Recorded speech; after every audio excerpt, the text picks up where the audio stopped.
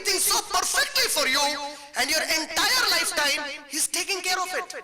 He's taking care of it regardless whether you believe in Him, you don't believe in Him. Regardless whether you are obedient to Him, whether you are not obedient to Him. Regardless whether you thank Allah subhanahu wa ta'ala for it or you don't thank Allah subhanahu wa ta'ala for it. As a Muslim, we owe more responsibility to know about our Allah and love Him. The mother, the father that you have today, they have love for you. Who created that love in their heart? Except Allah, nobody can do it. The animals love their children. Who did it for them? The science tells us today that the pollen grains of the tree, which are the male fertilizing bodies, these pollen grains, they fertilize with the gametes. And in the ovary when they fall, you have the reproduction of the plants. The asexual plants, they reproduce that manner. You know, the beautiful thing that the science is informing us today. Suppose a butterfly comes and it sits on a flower. The pollen grains, they attach to its legs. Now the butterfly, it flies away from plant called A. Suppose there is a plant by the name A. The butterfly, it flies away from that plant A, and in the garden you have B, C, F, H, Z, and somewhere else you have another plant called A. Now these pollen grains, when the butterfly carries and it goes and sits on the female flower of plant B, the gametes of the plant B close because this is not from plant A. Who is programming these flowers?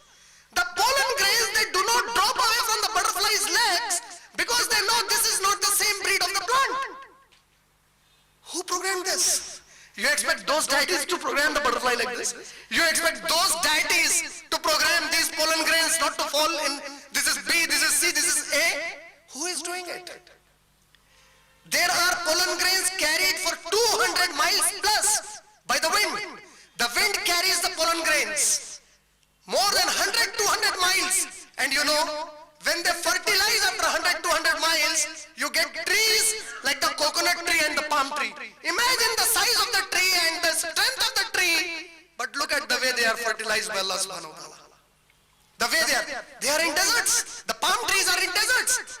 You don't have ample water there to provide them. Who is doing it? This is how Allah subhanahu wa ta'ala plans everything in the universe. Have you ever observed these things? And those people, those smart Alex, who say that everything is by chance, see, from where did they get this? So we come to know that it was in 19th century that a theory became very popular. This 19th century is the time when there was industrial revolution in the European countries, and there was a big fight between the educated scientist group versus the churches of the time.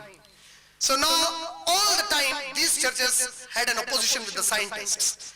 So now these scientists, they wanted to take an upper hand over the churches. They came up with a theory that nobody created the universe, it is by chance. And that theory was known as the materialistic theory or the static universe theory. What is the static universe theory? The theory said that the universe is static, matter can neither be created nor can be destroyed, it is absolute.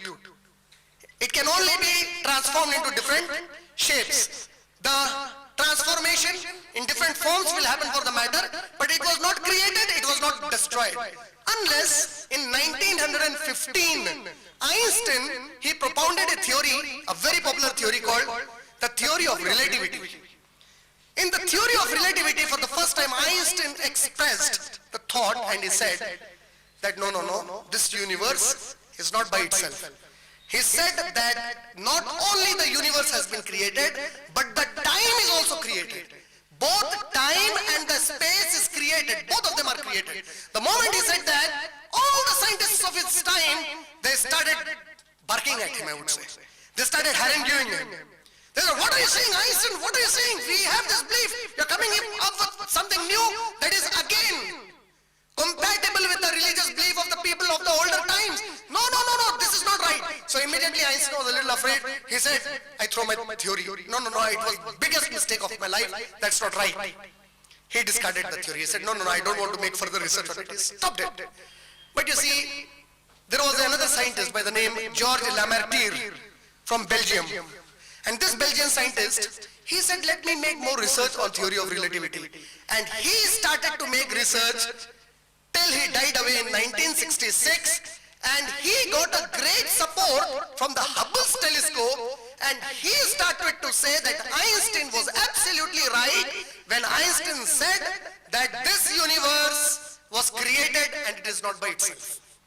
This is not a static universe. And again there was a big tussle, because these scientists who didn't believe in the God, who didn't believe in the creation, who said that everything is by chance, these scientists were not ready to accept this scientific fact that the universe is created unless finally in the late 20th century, when I say late 20th century, it is after 1970s that finally science agreed with the Big Bang theory. Now what is the Big Bang theory? The science tells us that this entire universe, when I say universe, it's not our galaxy. All these billions of stars and every other thing that we don't know of, all this complete thing was in a small nebula. They call it a nebula, a gaseous state, very compact in density. What was the condition at that time? So they say the volume was zero and the density was infinite. What does this formula mean? So they are trying to say, when you say volume is zero, it means from nothing something came.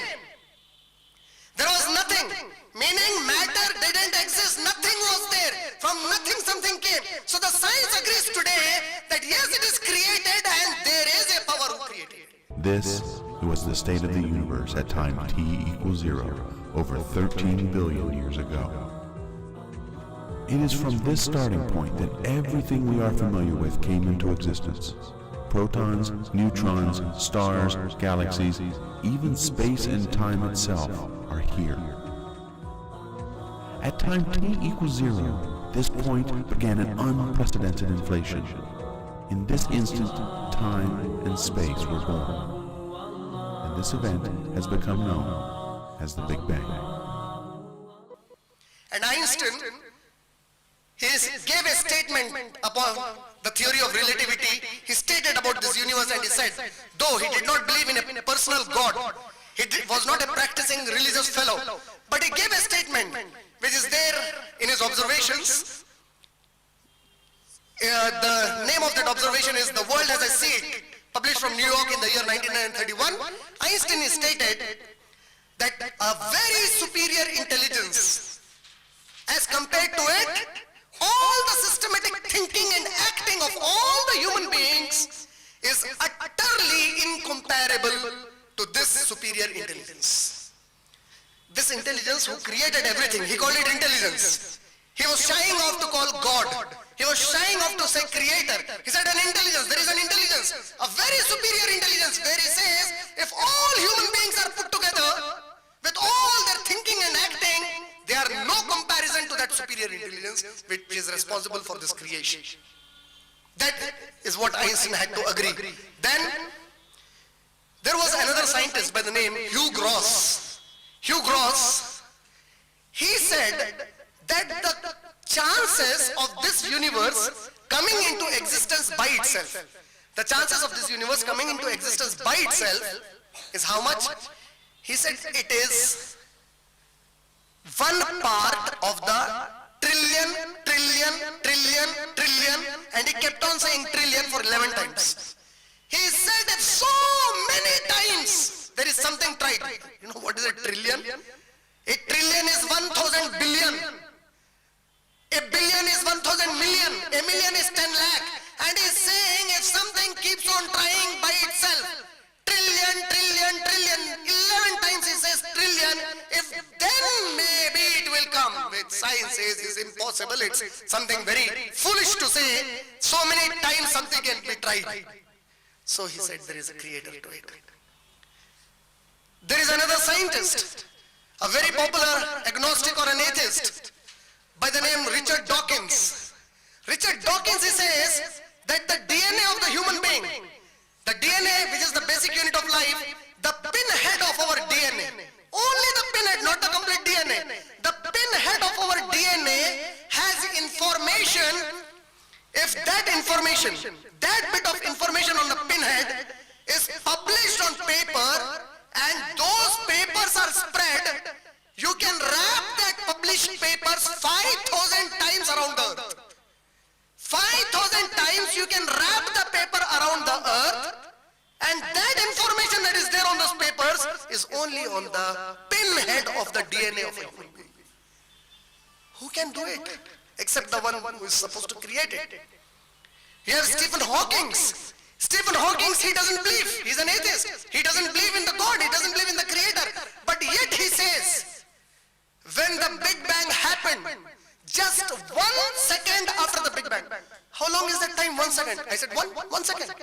He says just 1 second after the creation of the Big Bang, if the spreading speed of the universe is expanding.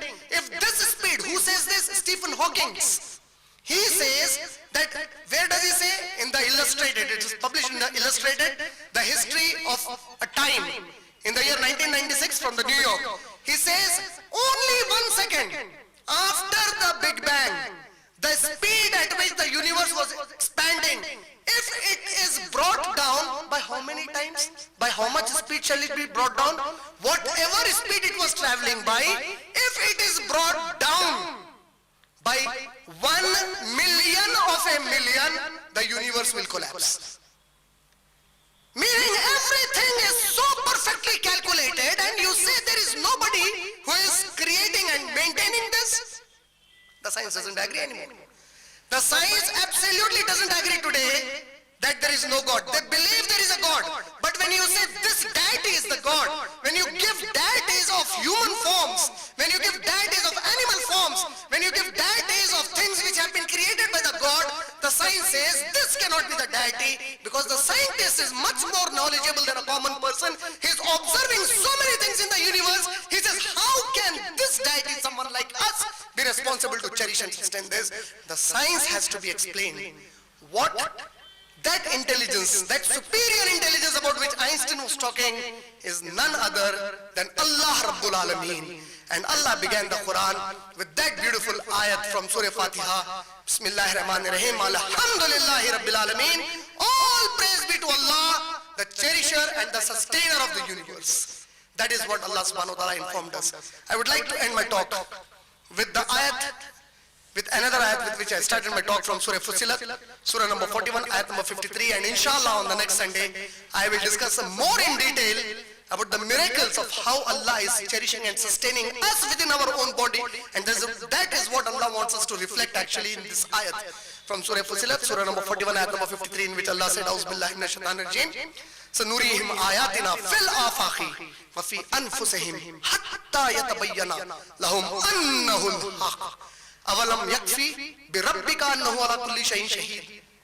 The translation of the ayat is, very soon we shall show them our signs in the farthest regions of the earth and within their own self, unless it becomes very clear to them that this is the truth. And is it not enough for them that their Lord is a witness over this claim? Wa akhiru da'wan alhamdulillahi rabbil alamin.